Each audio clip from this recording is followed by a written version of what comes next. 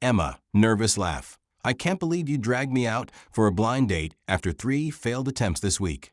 Jess, owning the night, Emma. Besides, it's curated. Ryan, curated by 2 idiots with too much wine. They enter a warm restaurant. A man stands with a little girl on his hip, paper crown crooked and eyes serious like a small general. Lucas, hi. I'm Lucas. This is Sophie. Sophie, I am royalty. What is your name? Emma, Emma. Hi, Sophie. Sophie, are you funny? Emma, I like to think so. Lucas smiles faintly, like a man who has rehearsed smiles in mirrors and found the sincere ones rare. Lucas, she sounds like someone I'd like to meet. As the evening unfolds, the 3 friends shrink to the edge of the scene. Conversation with Lucas is precise at first, the kind of efficiency you expect from a person who schedules time for breathing. Emma, you look like a person who can schedule breathing. Lucas, I'm better at scheduling meetings than naps. Emma, you're tired. Lucas, busy week. Emma, you have a little girl. That's a full-time job and then some. Lucas, people think business is hard. They don't know about donut songs at 4 a.m. Sophie sings to me about donuts, and it's the worst music I know. He sings a terrible tune. Sophie squeals and insists he is a star. A tiny domesticity glitters in the details. The way Lucas rubs Sophie's back, how he knows the exact cadence at which she calms. They walk to a bench across the street. Lucas takes Emma's hand with an ease that suggests he has done this gesture before, but never for himself. Jess, Operation Fake Date was supposed to be hilarious. This isn't funny. Ryan, it will be funny. At least we'll have a story. Emma watches Lucas as if studying a bird, curious, careful, surprised at his gentleness. A short break in conversation, Lucas leaves and returns with a small paper bag. Lucas, Sophie and I made something. Would you wear a crown? Sophie, surprise. She hands Emma a crooked crown dusted with glitter. Emma places it on, laughing. The absurdity of it makes something else possible. Tenderness. Outside, Jess admits the truth. Jess, full disclosure. We set you up as a joke. Sorry. Emma, I saw the texts.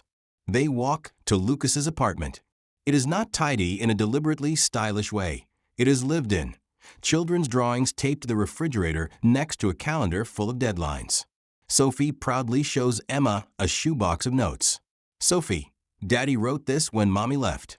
He said he'd keep me safe. The air shifts. Emma reaches for Lucas's hand. The contact is small and steady. Emma, you didn't have to do it all on your own. Lucas, bravery is small sometimes, like asking for help when you're used to handling everything alone. Emma, you married once? Lucas, yes. It didn't last. We were young and certain in the wrong ways. Emma, I'm sorry. Lucas, me too. But Sophie made leaving feel like the only honest option. That time taught me to be honest about who I am, what I can do, and what I need. Emma listens, picturing the sleepless nights of a single teacher grading papers, the private confessions punctuated by markers of family life. They lean into a quiet new rhythm of evening. Pancakes and ridiculous lists about mundane preferences, the kind of inventory people do when gauging whether to be part of someone's life. Lucas, favorite ice cream? Emma, brownie batter with a side of optimism. Lucas, noted. He pauses, then opens his palm. Inside is a small, simple silver ring with a tiny opal. Lucas, this is ridiculous. I'm ridiculous. I'm not asking for an answer tonight. I want to be honest. Watching you with Sophie makes me think I could learn to be brave in new ways. I'm asking you not because strangers thought this would be a joke, but because I want to build a life together, slowly. Emma, we just met. Lucas, I know. It sounds foolish, but I'm as sure as I'm capable of being. I'm not promising perfection. I'm promising effort, kindness, a willingness to show up. If I fail, you can walk away. Sophie, in her crown, climbs into Emma's lap and hugs her neck like she's known her forever. Sophie, will you be my new friend forever and make pancakes? Emma, forever is a big word. Sophie, Daddy says I can use it. Emma, okay, we'll start with pancakes. He slips the ring onto her finger. It fits in a way that feels like a piece of a map falling into place.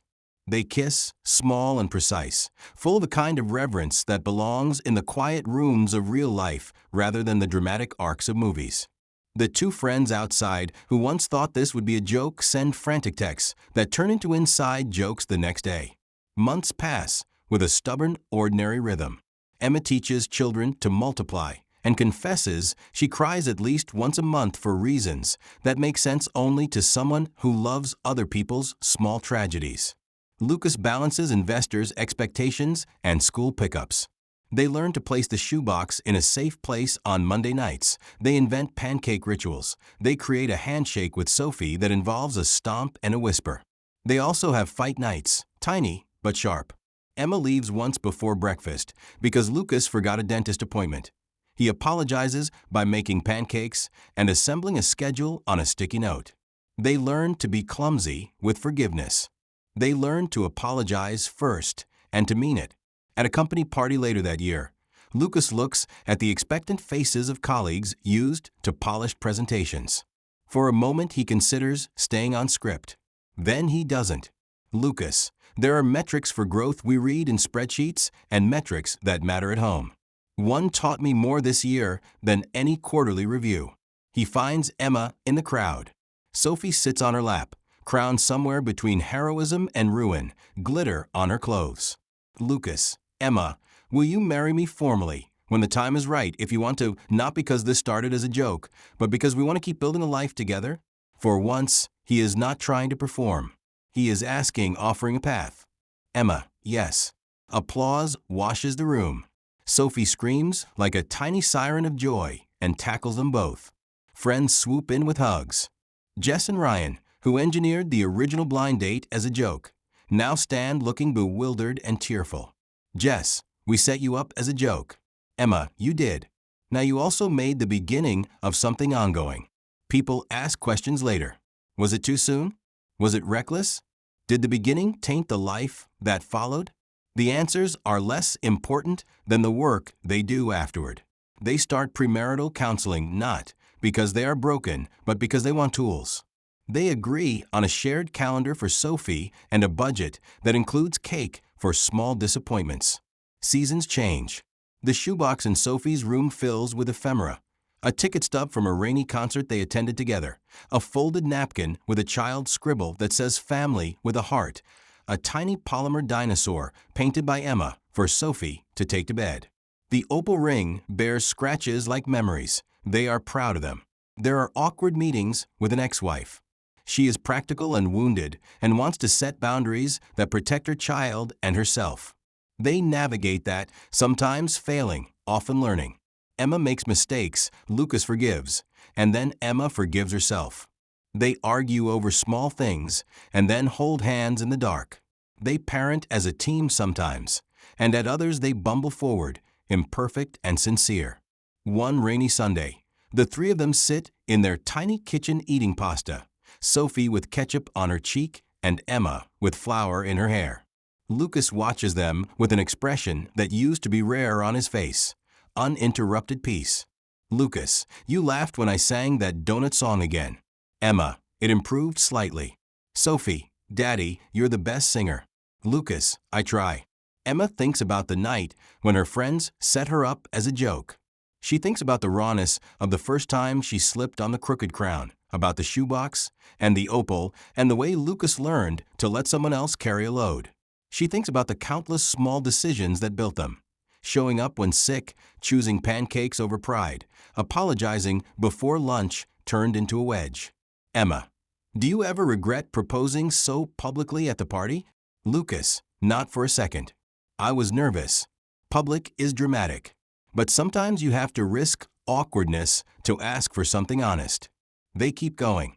They have a ceremony, small, in a community garden where Sophie scatters petals like tiny gold coins, and Jess officiates as a baritone of laughter and tears. The vows are simple, promises to show up, to apologize quickly, to love a person even on the nights the toothpaste is left open. Years later, Sophie keeps her crown in a tin on the mantel and occasionally steals it for special occasions. The opal ring has tiny chips from a life lived, not polished, but worn like proof. They take family photos that are messy and real. Emma teaches Sophie to write multiplication tables on napkins like secret spells. Lucas finally takes a day off without scheduling it. Sometimes they go to the bench under the street lamp where they met and sit in companionable silence. Sophie, Daddy, remember when you proposed in my room? Lucas, how could I forget? Sophie, it was weird but good. Emma, it suited you.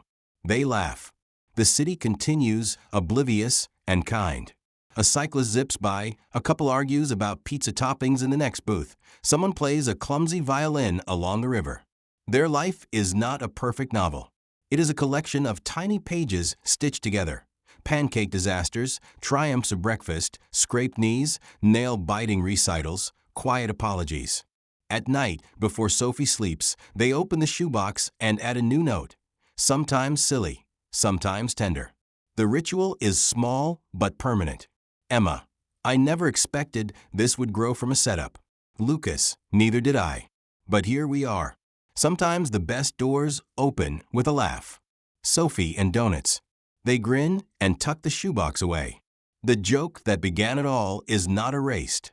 It becomes the seed of a life they cultivate together, messy, human, and brave in its persistence.